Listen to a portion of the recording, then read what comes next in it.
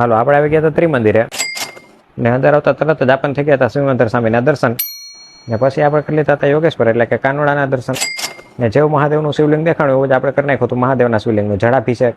મહાદેવને આવજો Tata bye bye કહીને આપણે નીકળી ગયા હતા પછી મંદિરના બગીચા બાજુ. આ પાણી ટાંકો ક્યાંકથી છલકાતો લાગે, ક્યારનું પાણી જઈશ કોઈ બંધ નથી કરતું.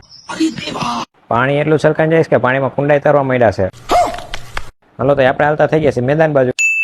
જોઈ લો પડ્યું છોકરો ક્યારનો ફિલ્ડિંગ કરે છે ને બાપા થયા દા લીધા લીધ. પછી છોકરાનો માંડ દાવ આવ્યો ત્યાં બાઈઓ ખેંચી લીધું એની પાસેથી બેટ ને ચાલુ થઈ ગયું વિમેન ક્રિકેટ લીગ. પછી સામેની બાજુ હતા હિંચકા લપે છે જે લખ્યું હતું હિંચકા માત્ર નાના બાળકો માટે છે.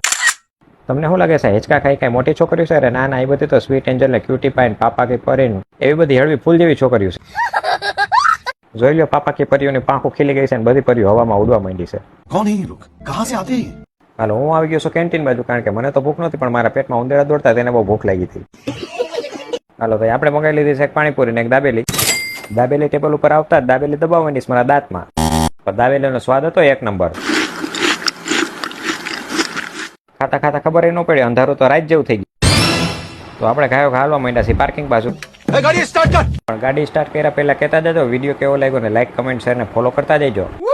જાતા જાતા જોઈ લો મંદિરનો રાતનો નજારો આઈનો.